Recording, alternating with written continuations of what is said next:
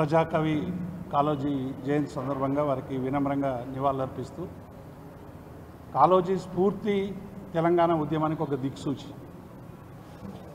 అన్యాయాన్ని ఎదిరించేవాడు నా ఆరాధ్యుడని కాళోజీ చెప్పిన స్ఫూర్తే ఆంధ్ర పాలకుల్ని ఏ అన్యాయమైతే చేస్తూ ఉన్నాడో వాళ్ళకు వెలుగెత్తి చాటేటువంటి తెలంగాణ వాదులందరూ కూడా నా ఆరాధ్యులు అనేటువంటి పద్ధతిలో కాళోజీ గారు అనేక ఉద్యమాలకు, ఎందుకంటే నైజాం డైనెస్టీలో ఆనాడు ఉన్నటువంటి ఫ్యూడలిస్టిక్ వ్యతిరేకంగా పెద్ద ఎత్తున స్వాతంత్ర ఉద్యమంలో పాల్గొని నగర బహిష్కరణకు గురైనటువంటి గొప్ప కవి కాళోజీ.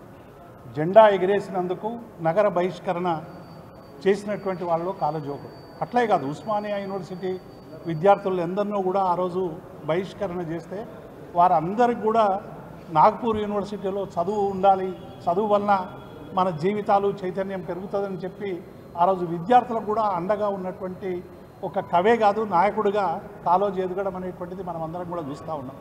చాలామంది నాయకులకు వెంగళరావు అంటేటువంటి ముఖ్యమంత్రి ఆ రోజు చాలా మదంతో గర్వంగా మాట్లాడినటువంటి మాటలకు నీకు మేము మా ప్రజా సంఘాలకు సంబంధించి ప్రజా చైతన్యాన్ని చూపిస్తామని చెప్పి ఆయనతో పోటీకి దిగినటువంటి విషయం కూడా మనకందరికీ తెలుసు. ఆయన పౌర హక్కులు కాపాడబడాలని, ప్రభుత్వాలు రాజ్యహింస చేయొద్దని. చాలా ముఖ్యంగా వారు చెప్పింది ఏంటంటే, ప్రభుత్వము వ్యవస్థలు రాజ్యహింస చేస్తే ప్రజలకు మిగిలేది ప్రతిహింస అనేటువంటిది ఉంటుంది. ఈ రాజ్యహింస వల్లనే ప్రతిహింస వస్తుంది కాబట్టి రాజ్యహింస మానుకోవాలని ప్రభుత్వాలని నిలదీసినటువంటి గొప్ప కవి కాళోజీ. అందుకే ఆనాటి నుండి వారు ఎమ్మెల్సీగా చేసిన, వారు కవిగా ఉన్న అన్ని సందర్భాల్లో కూడా 53 నుంచి 58 వరకు వారు ఎమ్మెల్సీగా కూడా మన ఆంధ్రప్రదేశ్లో పనిచేసినటువంటి సందర్భం.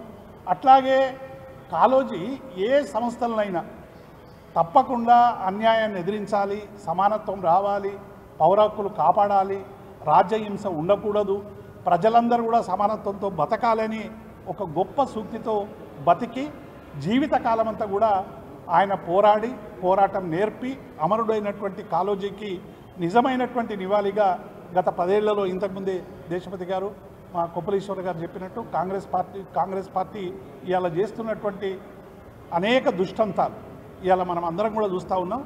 కాళోజీ స్ఫూర్తిగా ఇవాళ అందరం కూడా ఈ రేవంత్ రెడ్డి ప్రభుత్వం చేస్తున్నటువంటి దుర్మార్గాలని, భారతీయ జనతా పార్టీ చేస్తున్నటువంటి అనేక ఆగడాలని ఇవాళ ఎదుర్కోవడానికి మళ్ళీ అందరం కూడా ఒక్కటి కావాల్సినటువంటి అవసరాన్ని కాళోజీ జయంతి సందర్భంగా మనమందరం కూడా గుర్తుంచుకోవాలని వారికి గుండెల నిండా మేమందరం బీఆర్ఎస్ పార్టీ పక్షాన ఘనమైనటువంటి నివాళులు అర్పిస్తూ జై తెలంగాణ, జై కేసీఆర్, జై కాళోజీ. జోహార్ ప్రజాకవి.